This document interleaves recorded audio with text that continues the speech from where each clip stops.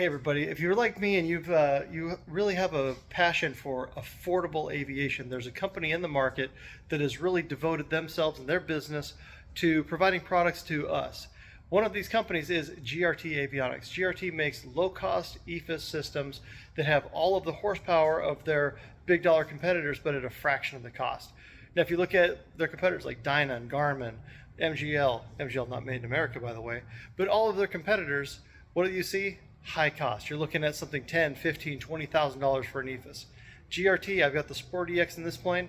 When I bought it originally, it was a little bit cheaper, but right now you can get one of their base packages for $1,800. $1,800 for an EFIS. I mean, that's insane. Now, you can do a few add-ons. You can get digital engine monitoring, all of those things, but again, you can make a fully integrated IFR platform off of the Sport EX for something around $4,000 or $5,000. It is a great value, especially for guys like me who gotta love the jets. For guys like me who are really into affordable aviation. So if this is the type of company you like and the type of products that you want to see, go out to GRT Avionics, take a look at what they've got, and with that, let's get to the video. Hey everybody, welcome back to the channel. So this year I've decided that it's time for me to finally break down and get back into some flight training. So what I've decided to do is, again, showcasing what these great Zenith airplanes can do, is I'm going to work on my instrument rating. So I spent the last probably year and a half getting this plane ready for this. So I've put in a VOR, I've put in glide slope, I've got all the instrumentation I need to actually do the IFR training I need in my Zenith, which is going to be kind of fun because I've got so much time and I'm very comfortable in the airplane. The only downside I'm running into is I can't find an examiner who's willing to do a checkout or basically do the check ride in this plane. So I'll be able to do the majority of my IFR training in this plane, but once I'm ready to do my check ride, I'm going to have to transition over to another aircraft, probably a 172 or a Piper Archer or something like that. Get familiar with that plane and then use that to do my check ride. But what I'm planning on doing in this next little video series is taking you guys along with me on my IFR training. So what I've got is I got my buddy Ron Hansen. He's a CFI II, and he's agreed. And again, we work together, we spend a lot of time together. So we're going to be doing the training in my plane. So I'm going to go do the pre-flight right now. I'm going to head over to Yuma and pick him up at his hangar. And from there, we're going to start the first set of training. So today I'm probably going to spend about an hour and a half under the foggles. And then we're going to do a cross country over to Calexico. So I'll have you guys join along. It's not going to be kind of a flight vlog, but what it's going to be is showing you kind of the highlights and some of the things that I'm seeing is interesting for this type of training. So let's jump in the plane and head over to Yuma.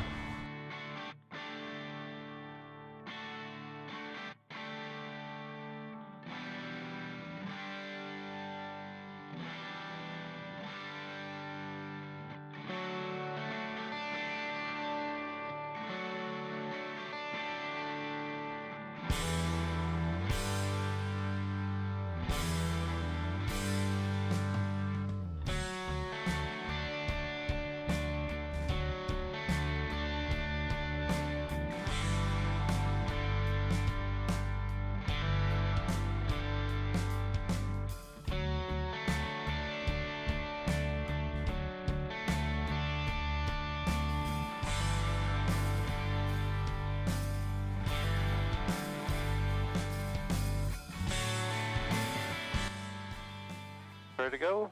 Everything is ready to go, so let's call and take off. Summerton traffic, Summerton 8 Lima, departing runway 35. We're going to depart the area to the east, Summerton. All instrumentation is in green. Lined up, upper runway. Go. Feet off the brakes.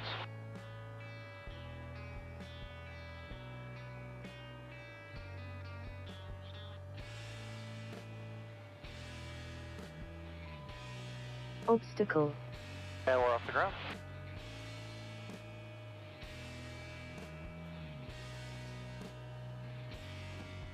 Alright everybody, so we're on the ground here in Yuma. Let's go pick up Ron and get this flight lesson started.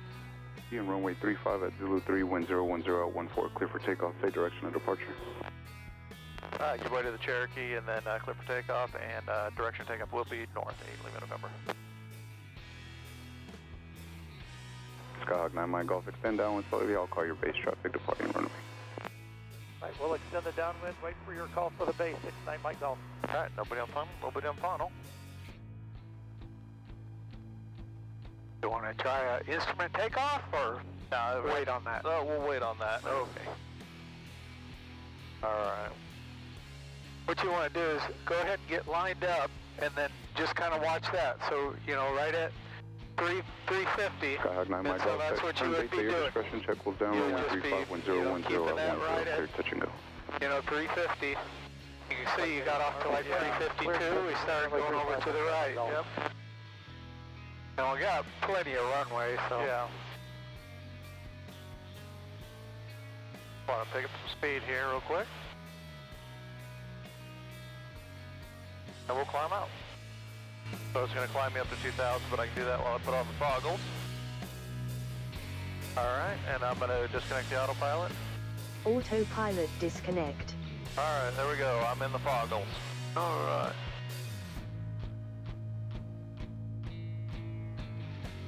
November 8, Lima, November, flight following available on 125.55, frequency change approved. Frequency change approved, 8 Lima, November. Alright, so let's track outbound on the 330. On 330? Radio. So 330 would be, they want me to track 330, so radial, Yep. And we haven't hit, yeah, I was going to just make a leading turn into it, just because we're getting close. Yep. So, the bottom of these, that's actually where, like, to intercept a course, well, the top or the bottom. Just flipped. So we're tracking the outbound 330 radial. Yep. And I'm going to level 2. So this time in this flight, I'm starting to get an idea of how hard an IFR rating is going to be. You know, until now, I've just thought, yeah, it's something that I'll be able to knock out. I've got 300 hours. I've got a lot of time in this airplane. It should be really comfortable to me, but it's right about now that I'm starting to set in and sink in how difficult this rating is going to be. I just was having all kinds of fun just trying to maintain the correct altitude. So I'd climb 100 feet, I'd descend 100 feet, I'd overshoot, I'd undershoot, coming back up. It was just all I could do just to focus on flying this outbound course, maintaining altitude, maintaining airspeed. And again, I'm trying to do this all without the autopilot, even though I do have the autopilot. So after this, we headed out to Calexico to meet up with some friends and just flew this whole route again with the foggles on, just to give me more time cross country under the hood. Where the tip of that would be. So as it gets closer, keep turning into it. Yeah, so we'll turn into it, so we're on a...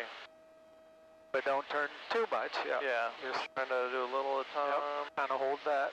Oxford 1122, traffic 12 o'clock, 5 miles opposite direction, indicating 2,900. Kind of hold that until we... So, do you get a flight director? Yeah, it should give me something here in just a second. Yep. As I intersect. Message, acknowledge, me go.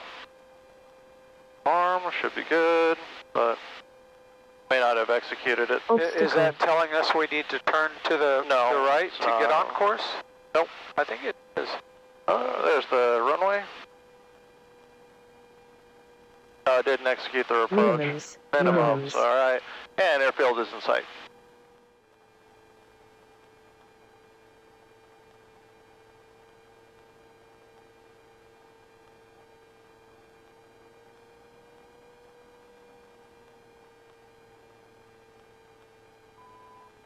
Obstacle. Why are we floating so bad? Because we're so light. We've lost all that weight, burned off all that fuel. Yeah. Alright.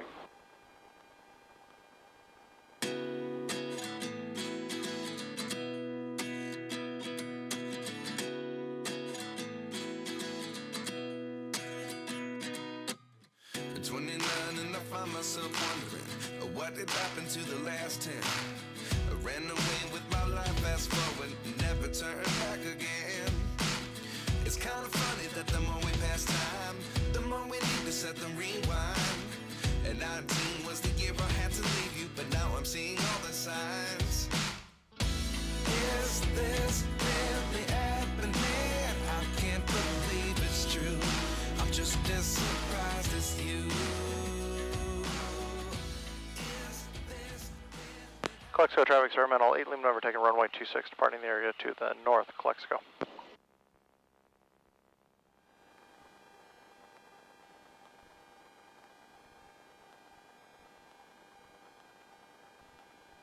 Clear final. Clear final. Clear right. Clear right, clear left.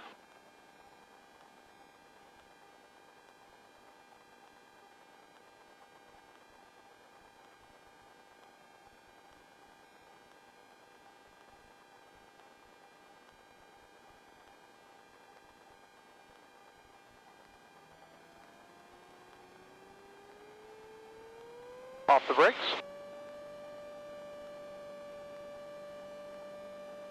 Tails up. Waypoint.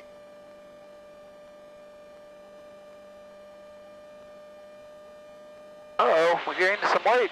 Yep. Obstacle. What is up with that runway? I don't know. You feel those bumps. I mean, that was just going. Yep. He is latched.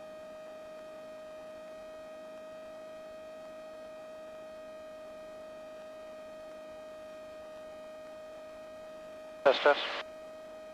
There we go. Much better. We're climbing just fine. We're 500 feet a minute.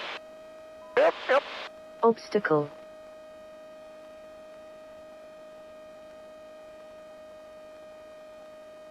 Now I'll get the foggles on when we get up through 500.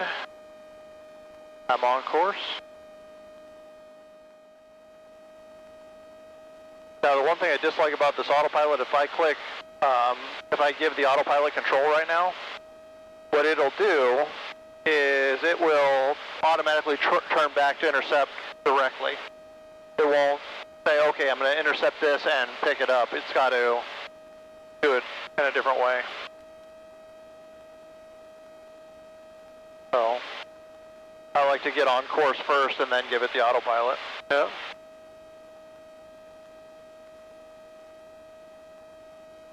It takes the shortest path. It takes the shortest path. Yep. So now that I'm on course, I can go turn on the autopilot on, and we'll go nav and altitude, and it's engaged. Gives me a chance to, but you see what I mean, where it wants to get perfectly on course first. Uh-oh. Which is why sometimes I just take it away and just go, nope, goodbye. Autopilot disconnect.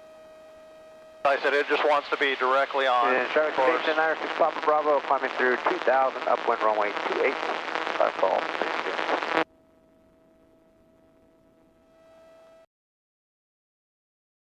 Alright, so we're on our way back from Calexico at this point, and just kind of have the autopilot on, cruising back.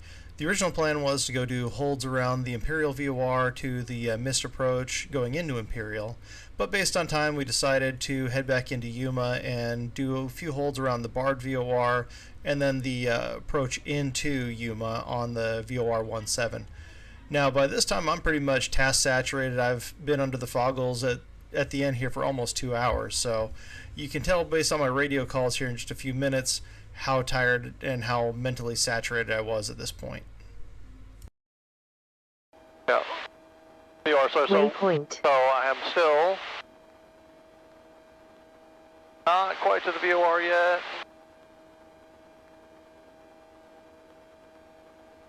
And so in here, you're really not fighting the needle. You should just be, you should have had a heading pretty much set up. Okay, so they're clipped. Okay.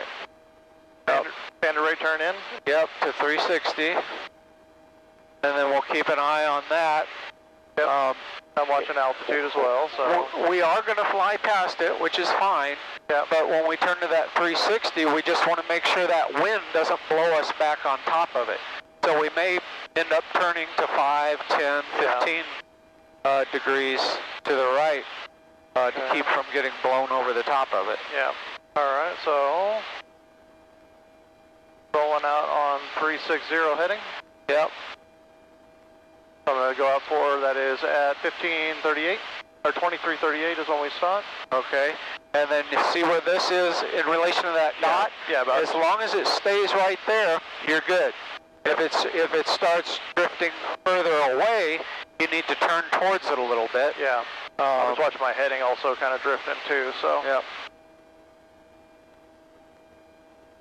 But yeah, 360, 358, somewhere in there. Looks like it's going to be good for our outbound heading.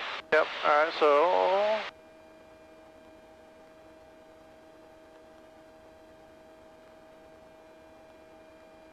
What was it? 38 seconds. 38 seconds. So we're 18, 19, 20. I'm climbing, and I don't want to. So just so you can see visually, here's where we are.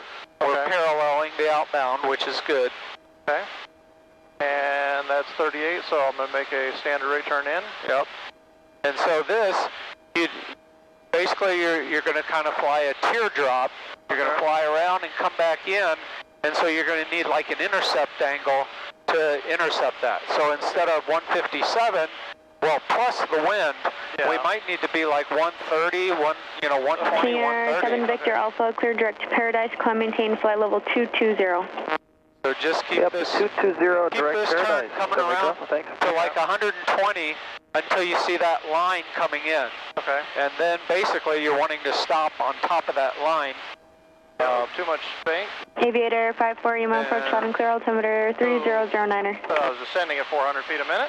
Yep, So yep. we will, I'm going to stop there because that is the heading we were thinking of, but yeah, that's not, we're off to the side a little bit. Well, no, we still have to. Yeah, no, I'm saying on the inbound leg. November 7 Victor Alpha, traffic at your 3 o'clock and 3 miles westbound is an Archer at 8,500. Right now it shows me as, oh, I know why I'm doing that. Not thinking correctly. November 5 Golf Sierra, traffic at your 9 o'clock, 3 miles northwestbound is a King Air at 7,100 climbing. So yeah, keep the turn coming around to 120, or if you see us get on top of that line. Yeah. I think that was the thing. You saw us coming on top of the line, but we were not heading in the right direction. Yeah, so I need to come back this way. Aircraft 20 miles west of the Imperial County Airport at 1,300. This is El Centro and then you're approach going to heading here. intercept that. Okay, so we'll stop it about right, you said right in. 120. Just keep going, keep going. 120, we're getting close. Keep going all the way over to 120. All right, rolling out on 120, 2,500 feet. Okay. Now I'm watching. Time Golf Sierra, roger. And now, what's your distance from Bard? Right, it's not going to give me distance. King Air 7 Victor Alpha, traffic has you in sight, no We're factor. almost there, and we're still not really on course. Yeah. So, keep going a little more to the left. Okay. Not much, but... Okay, now it's coming in, but we're like almost on top of it, too. So I'm going to... Yeah, don't go too crazy, though. About 135. Yeah. Yep, hold it there, hold it there. Yeah. Well, okay. Yeah. But we're right on top, so let's go ahead and start our start our turn. Okay, so we got 27. I'm looking at 18 seconds. And you're going to go to 337 plus whatever you need for that wind correction, which 360 seemed to work pretty good. So we'll turn all the way to 360.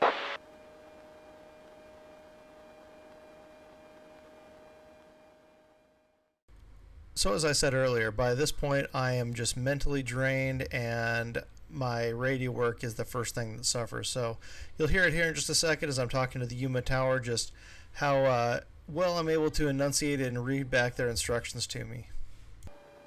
Yuma Tower, experimental 918 Lima November. Experimental 918 Lima November, Yuma Tower. Yeah, we're just over the Bard VOR. We're coming in for a practice approach runway VOR 17. Experimental 918 Lima November, roger. Pause discretion, circle east of the field center, right downwind from runway 35. Circle to the, one more time, sorry about that. 8 Lima November, at pilot's discretion, circle east of the field to enter a right downwind for runway 35. Maintain 1,200. Alright, maintain 1,200, circle east of the field for left downwind for 178 Lima November. Right 8 Lima November, enter right downwind for runway 35. Right downwind for runway 35, 8 Lima November.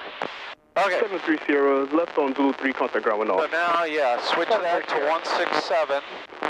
Got a lot of altitude drop here. Luckily, this thing drops like a rock. Yep.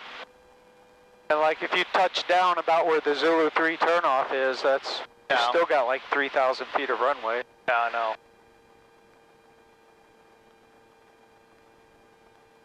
Okay, full trim. Car beats on. Fuel's on. Meter is rich. Car beats on.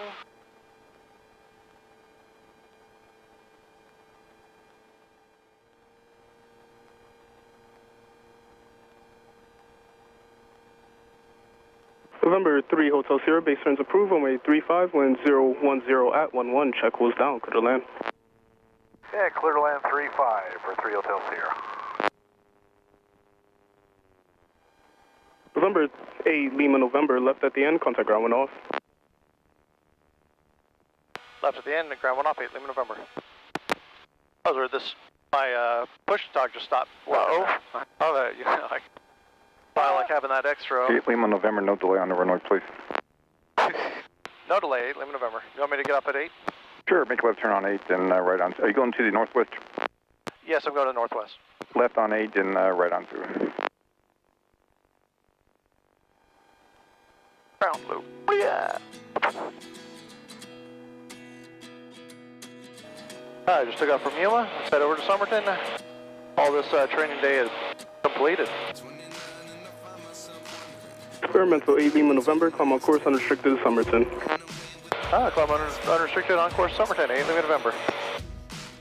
It's kind of funny that the more we pass time, the more we need to set them rewind. And 19 was the year I had to leave you, but now I'm seeing all the signs. Is this really happening? I can't believe it's true. I'm just as surprised as you.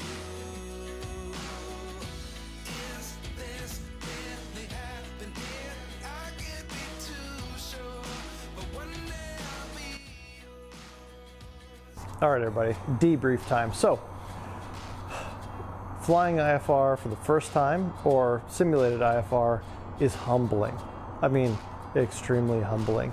There's many times on this flight where I had a hard time holding altitude. You know, all of the things you've relied on in the past are just not there anymore. And so I'm glad I'm doing this training, and I'm glad I've got somebody that I trust as a CFI to take me through it.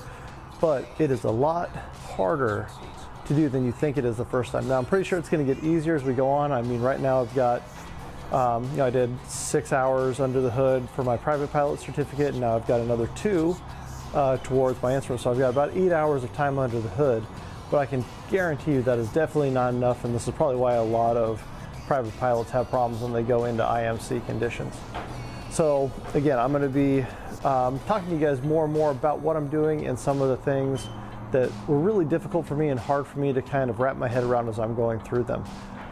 You saw me do a hold pattern today. One of the issues I had with that was just kind of visualizing in 3D space how to enter, how to exit the holds. And then you saw what happened afterwards with my radio communications, just, you know, because you've got your brain doing so many things at the same time, you know, something as simple as right downwind just doesn't click in your head, or even the right runway sometimes. So glad I had Ron there, glad I had an instructor kind of help me through it, but I'm going to be giving you guys more and more of this content as I move closer and closer to getting my IFR rating completed.